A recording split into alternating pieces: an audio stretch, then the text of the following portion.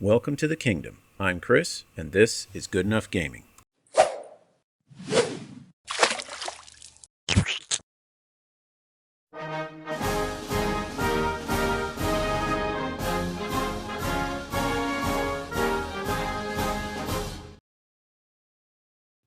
Howdy folks, and welcome to this video where we are going to both paint and base this Khorne Bloodletter. Starting a new Demon's army, and I thought we'd start off with the foot troops. Now, this was super easy because about 80% of the work was done just with the priming. So I primed this in that Mephiston red. If you like to use Army Painter, they have a similar red prime. But anything like that, and you have done a bulk of the work right there. All we have to do from here is add light and shadow and detail. So let's start out with the shadows. Now there's two different shades that GW makes. I use the Berserker Blood shade. I usually use the Khorne Crimson, but the Blood shade has a brighter red to it. Plus it's that new kind of wash that is much thinner on the top and it sinks deeper into the recesses. So I wanted to try it out to see just how it worked. I did one model with each and I liked how the Blood shade worked better. So give the guy a bath, not too much because you don't want it pooling or resting too much. You just want to darken down the whole model and get the shade and the dark color that you want. So after that shade's dry, you can see that it does darken it down, but it still maintains a very, very bold red. I found the Khorne Crimson kind of toned it down and made it almost a brown. Not quite like Earth Shade, but for the rest of the Bloodletters, I used the Blood shade. I thought it worked a lot better. So now that we've got it dark, we want to highlight it back up. So go back to our base color of Mephiston red. And the nice thing is everything we're going to do here with the skin is all dry brushing. You could do layering if you want, but the dry brushing gets it done fast. And part of my goal with this project was to see how good of a job could I get just doing speed rather than painting every single muscle. So we're going for dry brushing. First to bring back that original Mephiston red color. All right, so there he is. The shadow areas are still there from the wash, but now he's been lightened up considerably. But now we want to get some of those raised details. So I jumped up 2 layers of red. If you go up to, I think it's Evil Sun Scarlet's the next layer of red in the GW paint line, but the transition was very, very subtle. So instead, I went 2 levels ahead and used Wild Rider. It's almost an orange, so you got to be careful that you don't put it on and turn your guys into pumpkins. But a solid dry brushed highlight will help pick out those blisters on the skin, help to pick out the musculature. Don't push too hard so that you cover it in the recesses, but it really starts to make the guy look a lot more dynamic because he's got deep shadows in the muscles or in the recesses and then the dry brush highlight. And again, it's all about speed here. So with that dry brushing highlight finished, we're done with the body. You could go in and touch up the individual blisters or something if you wanted to, but again, we're going for good enough and quick. So now we start turning to some of the details. The nice thing about Bloodletters, they have a whopping total of like 3 colors on them.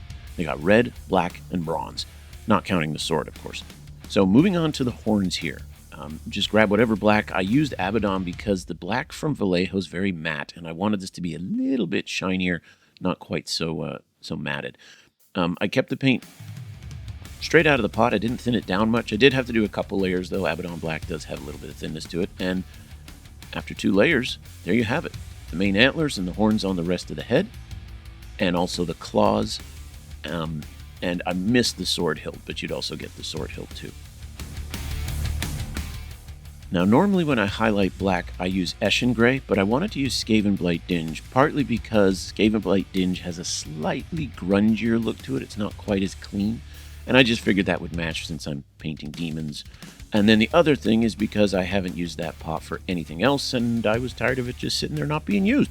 So any kind of dark gray, I got the ridges of each of the horns, and then any area on the main horns that kind of stick out a bit, like any bumps like you can see in the bottom left and right down there.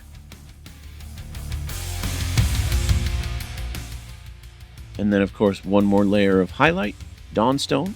Again, that's my go-to for the lightest of highlighting black using gray. So just on the very tips of the horns and the very, very tips of the bumps on the antlers, just to give it a little bit of variety and some depth.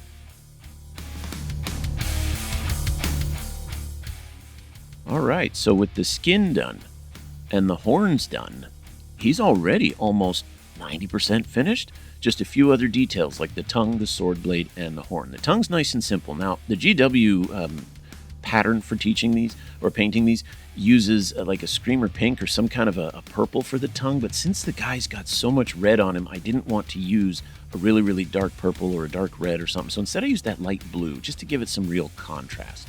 So the fang was a nice purplish gray kind of, and you can see it sticks out among all that red. And then once that first layer has dried, you do want to highlight the tongue just a bit since it's wavy. It's not perfectly straight, so it does have some raised edges. So just on the very tip of the tongue there, and then at the bottom where it curls and points outwards again. And that's about all you got to do there. Tongue is complete.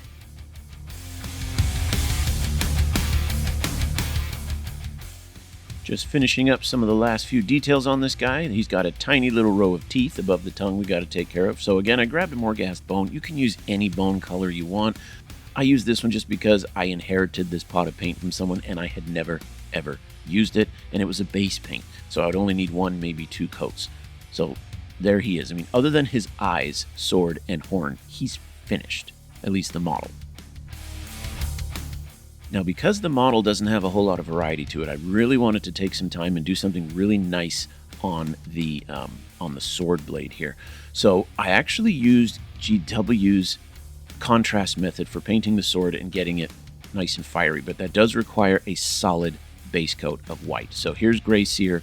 It took about 3 or 4 coats to get that to hold over the Mephiston Red, but there it is.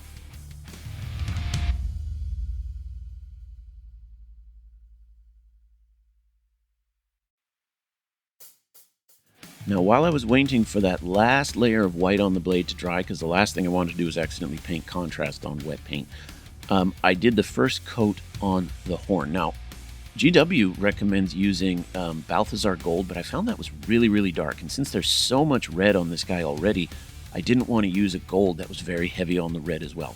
So instead I went with Rune Lord Brass, and I think that it sticks out way more. I think it looks way better.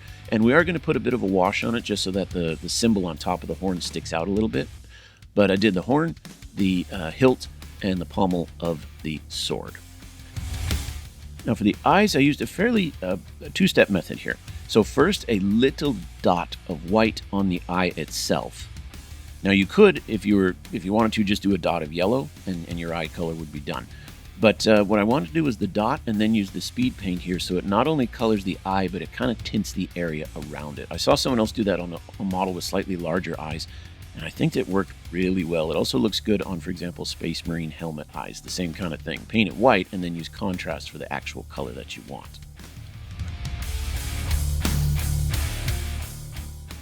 Now for the horn, I wanted to use a sepia wash instead of Earthshade because I want to let this dry while I work on the sword.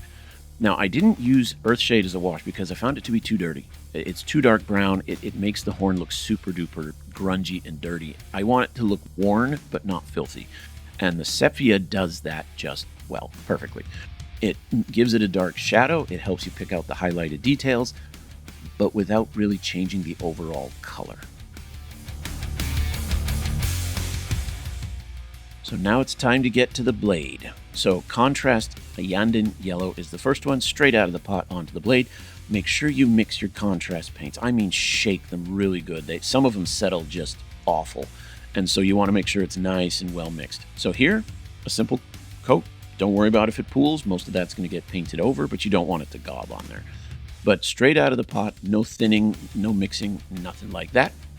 Once it dries, now you're going to do a mix of 1-to-1 Gryph-hound Orange and contrast medium. You want this to be thinner so that it dries and blends into the yellow underneath. And so with an older brush, because it doesn't have a nice sharp point, I kind of stipple, as you can see here, almost right up to that center line with the orange. Make sure you do both sides of the blade, both the side facing outward and the other side facing in towards the model. But just dab it because you don't want it to have a nice stripe. You don't want it to have a sharp edge. You want it to be uneven. So if you thin the orange and dabbed it on just right, it will blend in very nicely into the yellow. So now we want to add a red. So once again, 1-to-1 ratio of medium and Flesh Terror's red. Nice, bold red. And then we're going to do the exact same thing that we did with the orange, but again, dabbing over it and not quite coloring all the orange. In fact, in some places, it'll be like you're not even adding red to it. Don't worry about that. The sword is supposed to look, again, uneven. It shouldn't be nice, perfect, straight layers of each of these colors, which is nice, because if you're dabbing on and you make a mistake, it'll blend right in. And then for our very last color, we're going to use Black Templar straight out of the pot. No thinning or anything like that. And at first, you just want to paint with the edge of the brush along the edge of the sword. Now be careful when you're painting that you don't pull the brush along the sword. That will scrape paint off of it, and you'll get this big blob or droplet on the edge of the sword. So make sure you're following along the edge of the sword. Don't pull it like you're wiping butter off of a knife or something like that. Then if you want, you can also go back and dab a little bit of the black just over the very edge of the red to make it look like the edge of the blade is cooling, and so it's turning a little bit darker. Again, don't worry if it's not even, it shouldn't be, but when it's all done, you have this fantastic lava effect. So I did exactly what the GW painting tutorial said, and I can tell you, it works.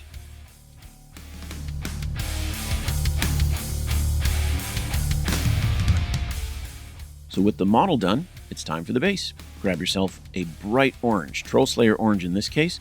Get a dry brush or an old brush because you're going to stipple.